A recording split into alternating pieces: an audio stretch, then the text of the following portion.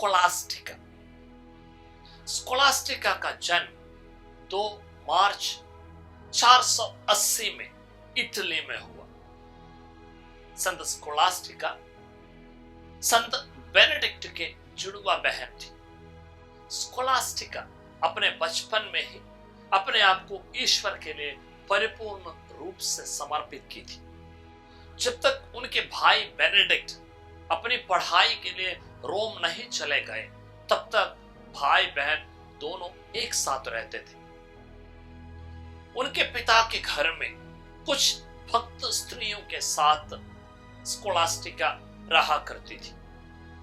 जब उनके पिता की मृत्यु हो गई, तब वे अपने भाई के साथ रहने लगी। परंपरा के मुताबिक स्कोलास्टिका ने एक आश्रम शुरू की जो संत बेनेडिक्ट के मठ से मात्र 5 मील दूर थी। साल में एक बार भाई बहन एक साथ आते थे और दिन भर ईश्वर की स्तुति करने में लगे रहते थे। एक दिन बेनेडिक्ट और स्कोलास्टिका के मिलन के दौरान बेनेडिक्ट को रात के 8 बजे अपने मठ वापस जाने का समय हो गया। उन्होंने जिद किया कि वे चले जाएंगे, जबकि स्कोलास्टिका को मालूम था कि अपनी मृत्यु पास है। इसलिए उन्होंने अपने भाई से जिद किया कि वे थोड़ी देर और उनके साथ रुके।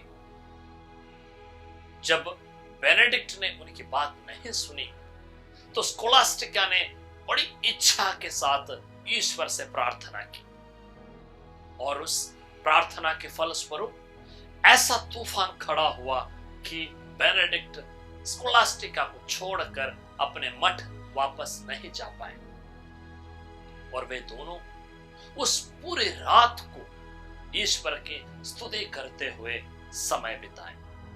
बेनेडिक्ट ने अपनी बहन स्कोलास्टिका से पूछा, तुमने ऐसा क्यों किया?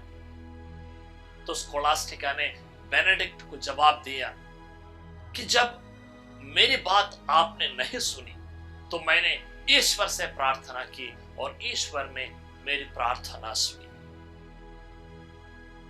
कहते हैं उसके 3 दिन के बाद बेनेडिक्ट अपने घर के खिड़की से अपनी बहन स्कोलास्टिका की आत्मा को एक सफेद कबूतर के रूप में उड़ते हुए स्वर्ग की ओर जाते हुए देखा। स्कोलास्टिका की मृत्यु 10 फरवरी 543 को मोंटे कैसिनो में हुआ। संत स्कोलास्टिका बेनेडिक्टाइन धर्म बहनों की संरक्षिका संत होने के साथ साथ ऐंठन की बीमारी से पीड़ित लोगों के भी संरक्षिका है।